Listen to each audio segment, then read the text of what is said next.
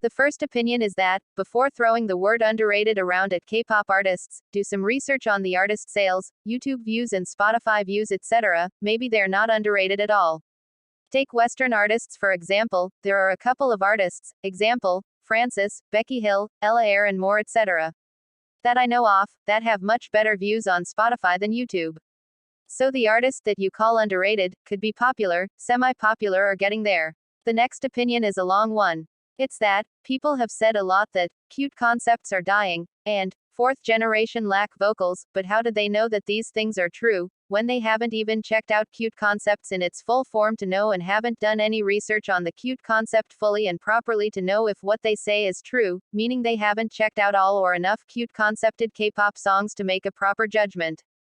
And also for the fourth generation lack vocals thing, how do they know fourth generation lack vocals when they haven't even researched properly on the whole of the fourth generation since its start in 2018 up till now?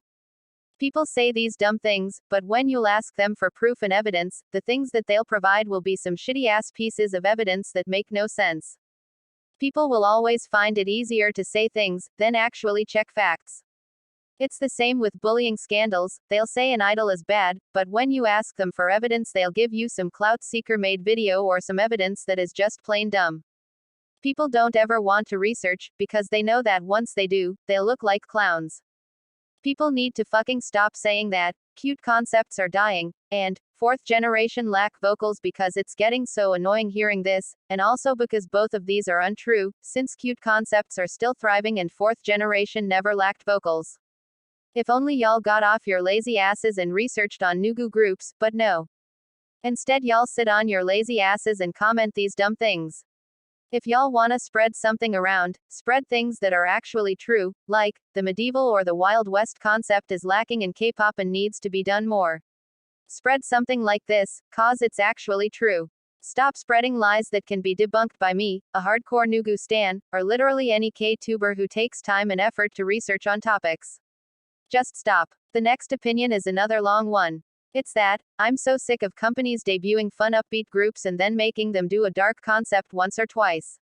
Like girl-boy groups. Unite is coming back with a dark song. I'm so sad. Their previous two songs were so fun. How can you make the group do the concept if they're not gonna fit it? They debuted with a cute or fun song, and practiced to fit that concept, but they change up concepts and they're gonna have to fit a new concept when they're not diverse groups to begin with. Like come on. Making a group do a dark concept when they're originally cute feels dumb. I believe companies do this, because they're trying to get their groups popular and dark girl crush concepts are thriving a lot now. But I still feel like it's dumb, considering not all the members are gonna fit the concept. Because having to act badass or fierce or whatever, when previously they were cutesy, fun and bright is gonna be hard for some members who cannot do it.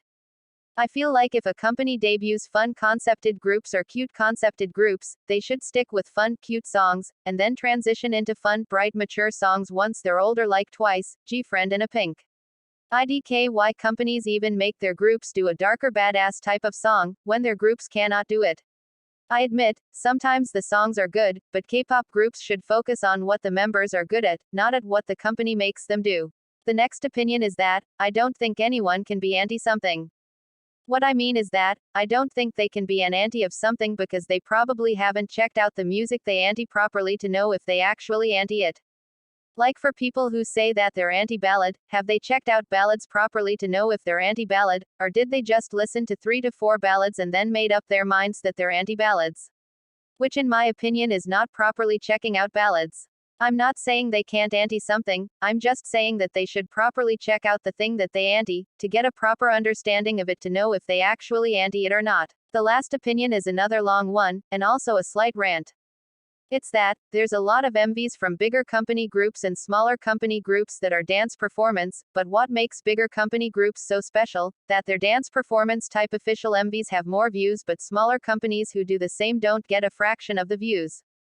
Are y'all being blinded by the expensive props, effects and edits, that y'all don't seem to care that the MV is dance performance based?